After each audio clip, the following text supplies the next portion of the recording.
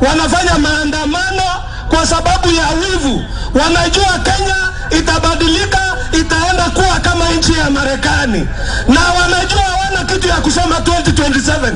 Lakini Your Excellency, tunakuambia kama Kericho,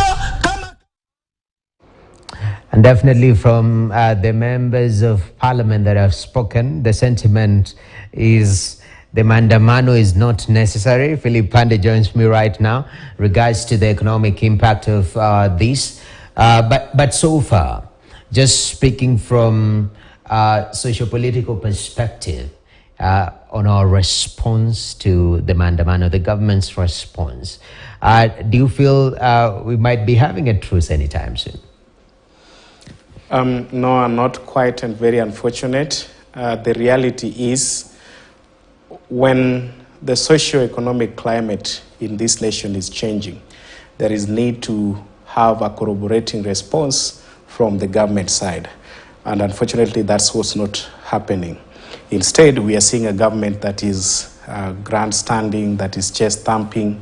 You see the kind of conversation that we're having in Kericho now, the president being advised by the roadside not to, listen to the plight of Kenyans. It's no longer an affair of the opposition. It's no longer the affair of the opposition leader. Okay. It's about 7 out of 10 Kenyans that opposed the finance bill, and a majority, a dominant majority for that reason, that are feeling that they are pressed to the corner. Okay. It's important that the president retreats and, reflects on what is safe and good for this nation, other than political grandstanding. Okay. Now the economic impact of this, because cost of living, high cost of living has been mentioned as issue number one. Yes. Then there is reconstitution of the IEBC being driven by the opposition as the issue number two in regards to why we are having this anti-government protest. Today, if at all, there's a common ground between these two. What are the solutions of lowering the cost of living in this economic climate that we're in? The very first Noah that I would suggest is that the government has to take austerity measures, especially in recurrent expenditure, to avoid a bloating executive and excessive spending in ministries and the presidency for that matter. We, at a time when you are told about budgets that are used in State House on a daily basis, and they are mind-boggling. So what we need to do is to repurpose our recurrent expenditure to support the cost of living. We've talked against the subsidy. Subsidy is the most immediate need. For example, we are talking about a fertilizer subsidy of about 5 billion in the budget. That is a matter that is going to help Kenya in 3-4 months' time. But people are starving as we talk today. Households are not able to afford a meal a day. So what you need to do is to put the guardrails to ensure that immediately people waking up in a day's time, in 2 days' time, the UNGA prices are supposed to go to the levels where they can. But and especially... Maybe just to cut you short in that regard, because when this government was campaigning, and we say we are in a democratic state, that is one, and two, also we have a constitutional right to demonstrate and picket, all that. But when the government was campaigning, one of their issues was we are getting away and we're doing away with consumption subsidies. We are focusing on production subsidies because this one is treating a problem, but the other one is addressing the root cause. And true to that, we are saying that is the move. So in terms of the opposition coming in and sort of bringing, for example, that suggestion that you're saying, subsidize UNGA, isn't that the same situation of kicking the can down the road and will still be in a similar situation maybe a few months, a few years down the line? Two things, no. One thing is that I was about to mention that a masterstroke perhaps is in the fuel prices.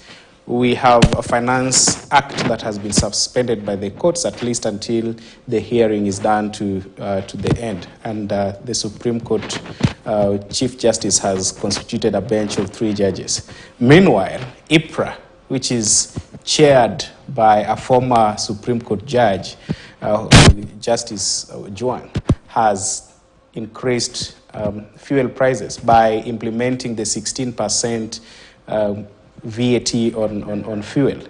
If you tinker with the fuel prices, you touch on everything. You touch on transport, cost of transport. You touch on the cost of production in industry. You touch on the cost of unga directly. You touch on the cost of oil.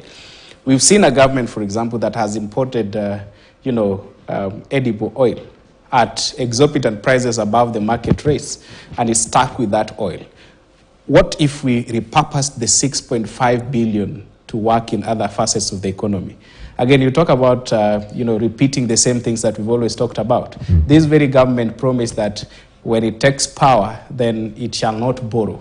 We are talking about 9 months into administration and, unprecedented levels of borrowing, never seen before. We are talking about a 1 trillion debt accumulated within 9 months. Ideally, about $1 billion or more per month in the last 9 months. Yeah. So really, talking about going around in cycles, I think this real Kenya Kwanza regime is taking us around circles than any other person has done in the past of this and the history of this country. Yeah, just 2 days ago, the fifth review of the IMF program that we're under, I think we're receiving close to 58 billion shillings, 58.8 billion shillings in that regard. And even this Finance Act that has been suspended hugely was driven by the demands of the IMF, which is a commitment that we made earlier on. They've been pushing for the longest time for 16% value-added tax on fuel. Initially, it's been rejected even in the previous regime, and now this government is trying to implement that. So where is the sweet spot where, because already the debt hole, we are in it, and somehow we have to find our way out of it. How do we do that without paying that cost? Really, no, we at a confusing moment where I'll take the example of the president's position on the continental space and the global space. He's hitting IMF, he's hitting World Bank about a fair political platform. He's talking about a financial vehicle that would cater for the interest of Africans and, serve Africa better, way better than what we have in those two institutions. But back home, as you rightly observed, is that the president is actually, his team is implementing every directive from IMF. I will tell you that before the election in 2022, there was a need for Kenya to borrow about 123 billion. But the former president refused and resisted that amount because it was going to ensure that, one thing that was supposed to be taken off is the fuel subsidy. The other thing that was supposed to be taken off was the maize subsidy. And based on those two conditions, the government then refused. So now we are at a regime that has bent low to every advisory that is taken by IMF and World Bank. And he's lumped those taxes on wananchi. So on one end, we see a president that is attempting to have a populist platform on a continental space, but then back at home, he's doing the exact opposite. And what somebody will argue that the move during the electioneering period to sort of subsidize and maintain those subsidies might have been a quasi-political move too, at the cost of the country, because it was costing the nation to subsidize. But I mean, Kenya is for Kenyans and all of us. What do you have to say? Not at all. We go back to history. The initial introduction of the 16% fuel levy was somewhere in the early days of the second term of President Uhuru Kenyatta. But then, even when they had the handshake with the former prime minister, it didn't happen. They left it at 8%. But even at 8%, when the cost of fuel per barrel increased in 2022, especially because of the global supply chain issues, especially in Russia and the invasion on Ukraine, then they still introduced a safety net. A zone to help the Kenyans to contain those prices at the pump level.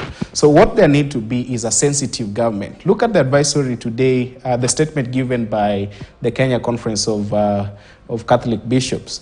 27 bishops met today. One of the things that they're talking about is the repeal of the Finance Act 2023. They're also talking about a government that listens to the people and finding local solutions. Okay. Local solutions to mean that, yes, we could have this advisory from International Monetary Fund and other global financial institutions, but what is applicable in the local situation? Okay. Do you go out splashing 6.5 billion in buying edible oil that you're stuck with, or do you provide a safety zone for your people to afford life and to live freely? Definitely. As we finish up, the issue of peaceful demonstration, constitutional right. At the same time, right now, as you speak, as my colleague Jimmy has just highlighted, those businesses are closed. Yes. Majority of Kenyans, we work today to eat today. When we have the situation that we are having in the country, there is a larger purpose. We are demonstrating against, bring down the cost of living and the other reasons that the opposition has mentioned. But there is no peace, there is no conducive. Will we ever come to a space where we have demonstrations and still I can't be able to open my business to make a living in a way? Noah, to answer you, that the highest responsibility lies with the government, but the government has absconded that duty. Our budget on security is about 338 billion. It's about 9% of the entire budget. Today, another sector that is worth 16% of our annual budget, that's the education sector, is completely shut. Why are we doing this? The police and the national security apparatus is not able to guarantee wananchi the security that they need to go about their normal businesses. If you ask me, through the CBD today, there is no semblance of demonstration. It's about, abscondment. It's about abandoning the CBD. It's a ghost city because the very government that is supposed to assure the public of safety has threatened to sponsor the militia within the business community to, defend themselves. Yesterday, the Belgut MP, who is, I think, the chair of the Defense Committee and the Security Committee within Parliament, sat and said that they are going to work with business community to provide security for themselves. The highest level of authority in Parliament, in the executive, is not taking the responsibility. Okay. Instead, we are suspending business, we are suspending learning without taking the prior commitments that we are supposed to give to Kenyans. It seems everything lies on the government from your perspective. The buck stops with the government. There is no high authority, and we say, Noah, that the government and all governments across board have a monopoly of force. So you can't retire your police and leave the space for militia. It doesn't work that way. Because at the same time, when the government says, we are putting our foot down, they should not go on. Who takes responsibility, but you say the buck stops with them. I think there should be a middle ground responsibility, even from we as Kenyans. If you're participating in the protest, do we have bad elements amongst us that we can deal with? Because the other day, Outer Ring, people could not pass last week on Wednesday.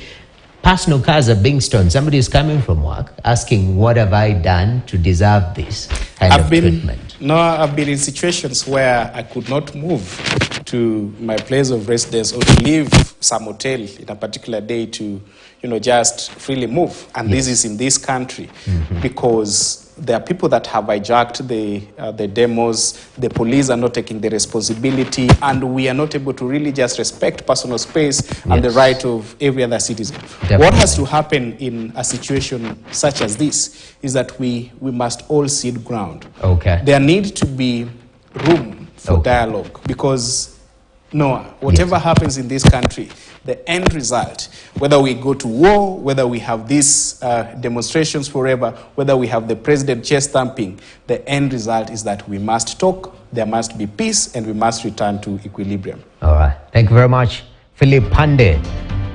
We must return to equilibrium.